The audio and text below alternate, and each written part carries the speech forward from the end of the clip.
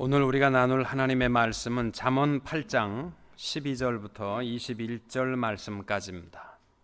주의 말씀을, 지혜의 말씀을 교독하시면서 우리를 향하신 주님의 음성을 듣게 되시기 바랍니다. 나 지혜는 명철로 주소를 삼으며 지식과 근신을 찾아 얻나니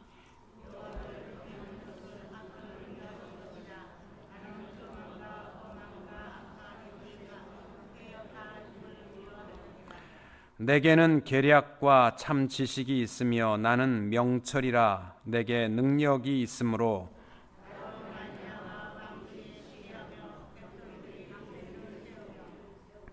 나로 말미암아 재상과 존귀한 자 곧 모든 의로운 재판관들이 다스리느니라.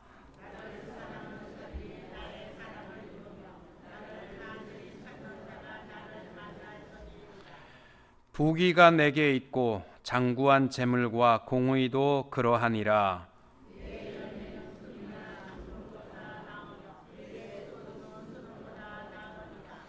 나는 정의로운 길로 행하며 공의로운 길 가운데로 다니나니 이는 나를 사랑하는 자가 재물을 얻어서 그곳에 채우게 하려 함이니라. 아멘. 우리 잠언 말씀을 우리 금요일 날 저녁에 나누고 있는데요. 잠언 8장에서 지혜를 얻은 자의 첫 번째 특성은 말이라고 했습니다. 그래서 말에 있어서 지혜자는 특별히 두드러지게 그 말이 지혜로워야 합니다. 그 특성이 있다면 항상 그 말에는 가시로 가득한 것이 아니라 선함과 정직함이 있고 또 진리를 말하고 또 의로운 말을 하고 참된 부요함이 있다. 왜 대화를 하면은 그냥 기분이 좋고 마음이 풍성한 그러한 분들이 있고 대화를 하고 나면 3일을 잠자도 마음에서 안 지워지는 가시가 bek혀버리는 그러한 대화도 있는데 우리 지혜자의 말, 특별히 시편 19편 10절에 보시면 금 곧 많은 순금보다 더 사모할 것이며 꿀과 송이꿀보다 더 달도다. 뭐가요? 지혜의 말씀이.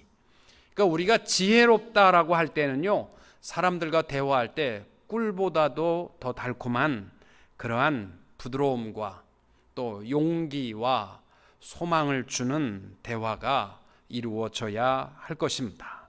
오늘 본문의 말씀에서 이어서 지혜를 통해 얻는 능력이 뭐냐? 결론적으로 말하면 지혜 안에 오늘 말씀을 다 이해 못하셔도 딱 하나만 기억하시면 지혜 안에 나쁜 거 없고 좋은 것만 다 있다. 그 말씀입니다. 지혜의 말씀 안에 좋은 거 다 있습니다. 풍요로움도 있고 또 지식도 있고 명철도 있고 그 안에 우리의 근신함도 있고 지혜 안에 다 있다라는 것입니다. 오늘 본문에서 나라고 표현하는 인칭 명사는 바로 지혜를 의미합니다. 오늘 본문의 내용을요, 좀 쉬운 성경으로 제가 한번 다시 읽어볼 테니까 잘 들어보시기 바랍니다. 나 지혜는 명철과 함께 살며 지식과 분별력도 갖고 있다. 여호와를 경외하는 것은 악을 미워하는 것이다. 나는 교만과 거만, 악한 행실과 거짓된 말을 미워한다.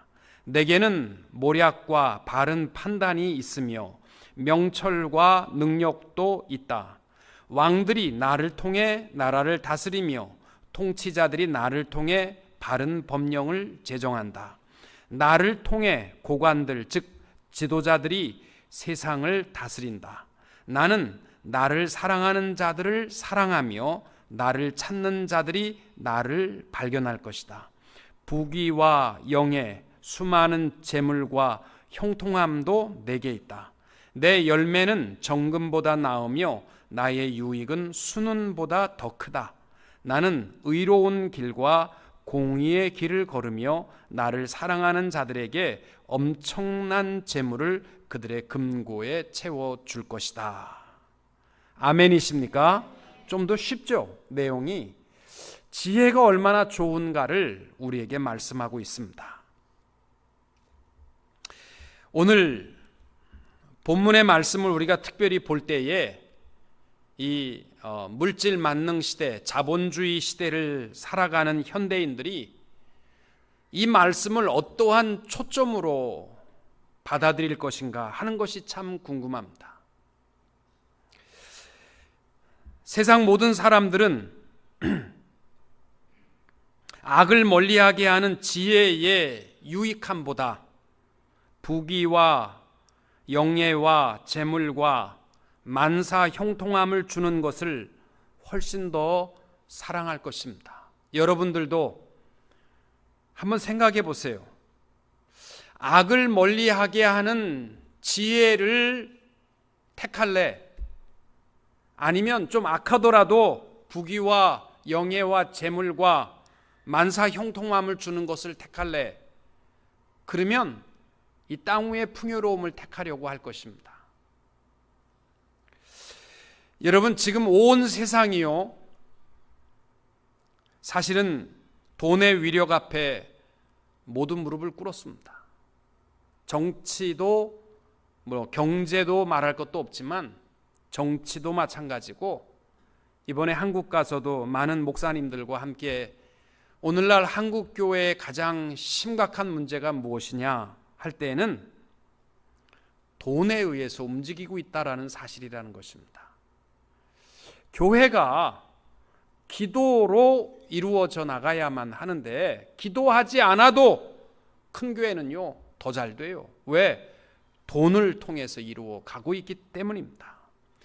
여러분 한번 생각해 보세요. 한국 드라마에 보시면은 대개가 남자 주인공은 다 누굽니까? 재벌 2세. 그리고 여자 주인공은 다 이뻐. 그래가지고 가난하고 어렵다가 재벌 2세 만나서 잘 사는 게 해피엔딩이에요. 연속극 보세요. 다 똑같습니다. 만약에 가난한 남자 주인공과 정말 가난한 아가씨가 정말 열심히 일해가지고 월급 받아서 집에서 새빵 얻어서 행복하게 사는 것으로 해피엔딩 한다고 한다면 아무도 안 본다는 거죠.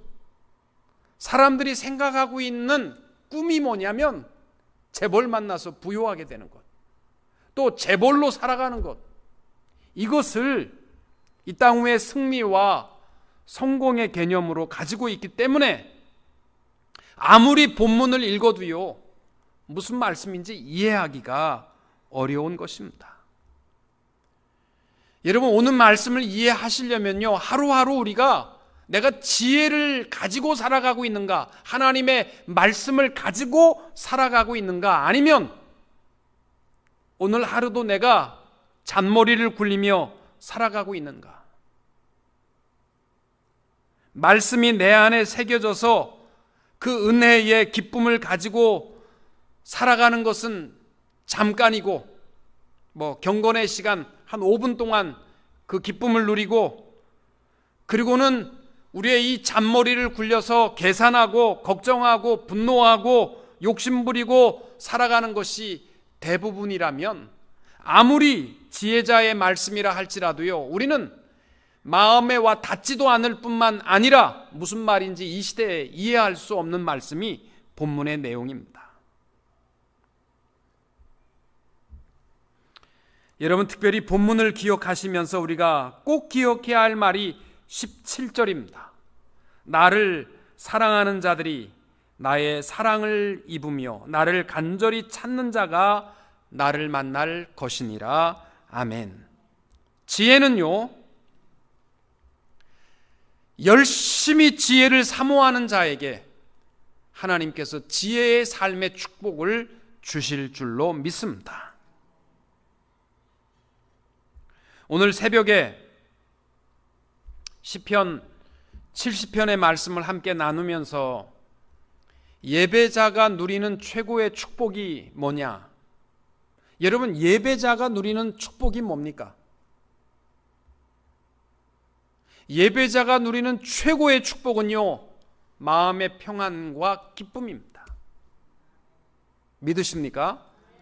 예배 드렸는데도 마음이 찜찜하고 교회 문을 나선다면 예배 잘못 드린 거예요. 예배자의 기쁨은, 예배자에게 주시는 최고의 특권은 뭐냐면 평안과 기쁨이라고 다윗이 노래합니다. 여러분, 그 기쁨을 우리가 맛보아야만 지혜를 사모합니다.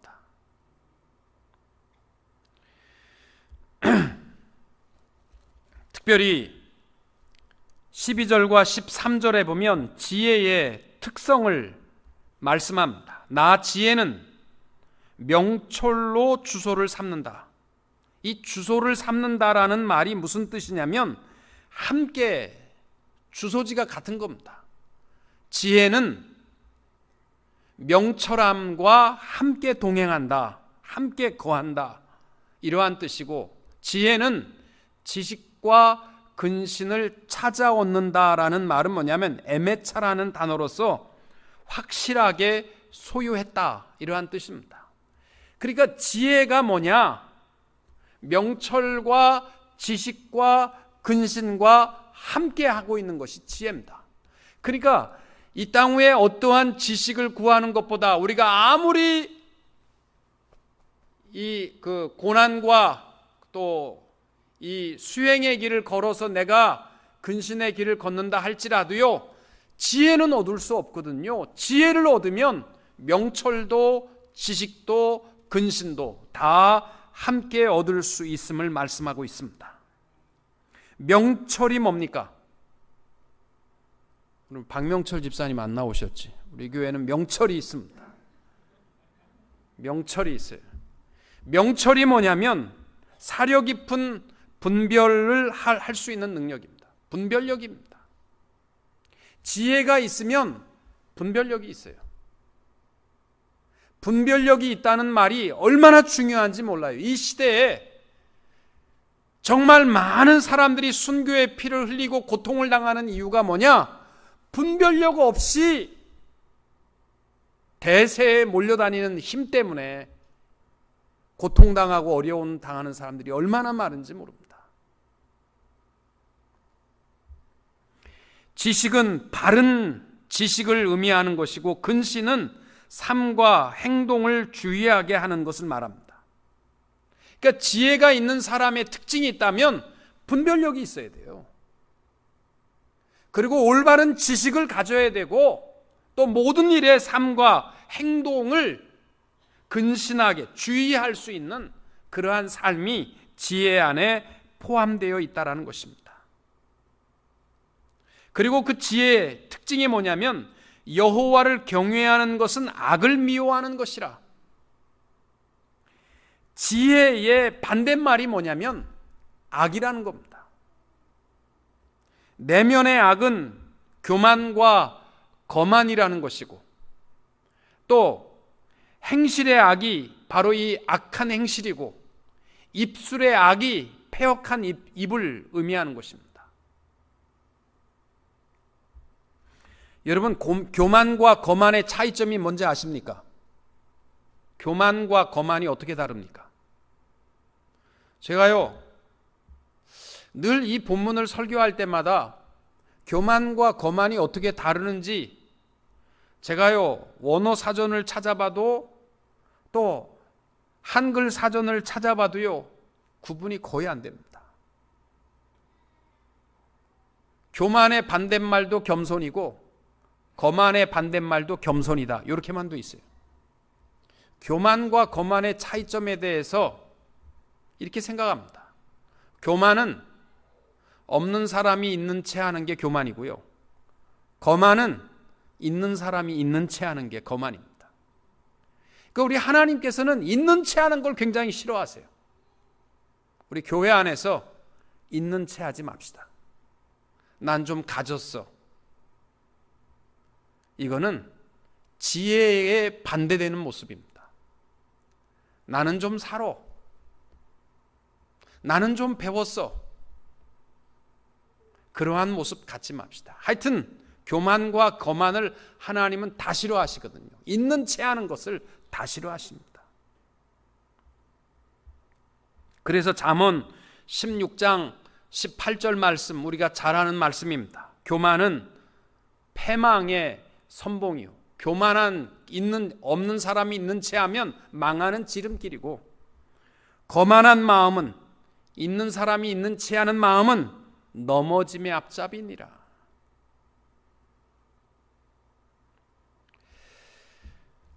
여러분, 우리 하나님은요, 우리 인간의 생사화복을 주장하시는 분이십니다.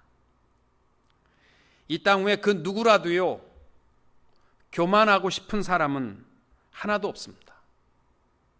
아무리 교만한 사람도요, 당신 교만해 그러면요, 굉장히 기분 나쁩니다. 그렇지 않습니까?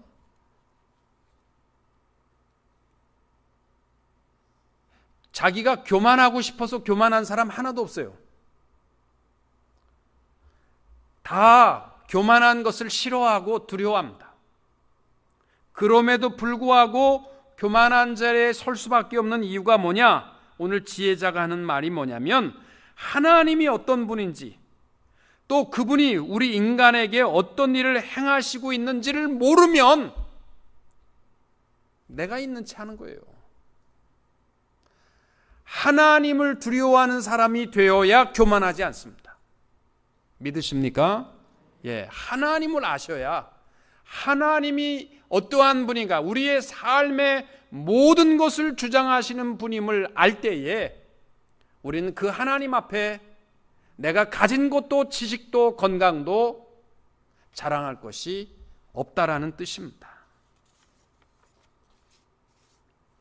지혜를 소유한 자가 누릴 수 있는 능력이 뭐냐? 14절 말씀해 보시면은 16절까지, 지혜를 소유한 자는 명철과 지식과 근신을 통하여 참 모략과 참 지식의 능력을 얻는다. 그 내용이 14절부터 나와 있는 거예요. 내게는 계략과 참 지식이 있으며 나는 명철이라 내게 능력이 있으므로 나로 말미암아 왕들이 치리하며 방백들이 공의를 세우며 나로 말미암아 재상과 존귀한 자 곧 모든 의로운 재판관들이 다스리느니라.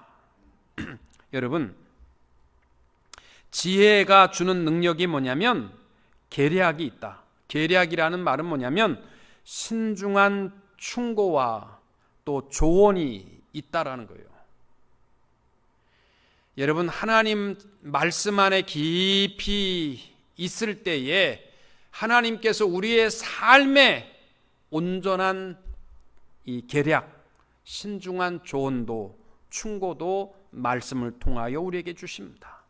또 지식이 있다라는 말은 뭐냐면 구체적인 도움과 인도함이 있다라는 뜻입니다. 능력은 그 글자대로 힘입니다. 지혜를 소유한 결과로 나타나는 삶의 힘, 이것이 지혜가 주는 능력이라는 것입니다. 그래서 지혜가 있게 될 때에 나라를 잘 다스리는 통치의 왕이 될 수 있고, 지혜자가 되었을 때에 재판을 올바로 할 수 있는 공의로운 재판관이 될 수 있다라는 것입니다. 그러면 지혜를 어떻게 얻느냐? 아까 처음에 말씀드린 것처럼 17절입니다. 나를 사랑하는 자들이 나의 사랑을 입는다. 지혜로울 수 있는 길은 뭐냐면 지혜를 사모하셔야 됩니다.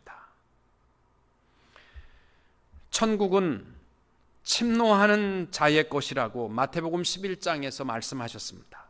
하나님의 은혜를 늘 찾도록 찾으시고 하나님의 지혜를 간구하는 솔로몬과 같은 우리가 지혜를 사모하게 될 때에 하나님께서 우리에게 참된 지혜를 허락하여 주실 줄로 믿습니다.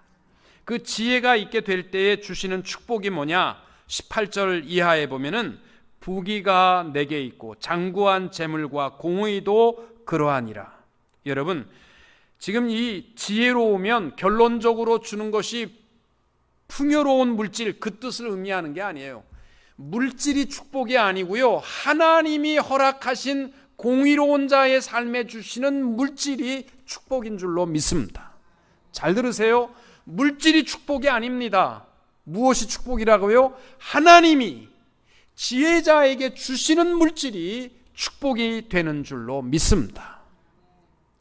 남의 주머니에, 악한 자의 주머니에 있는 수백만 수천만 달러가 축복이 아니고요, 하나님께서 지혜롭게 살아가는 자에게 주시는 합당한 재물이 우리의 아름다운 축복이 되는 줄로 믿습니다.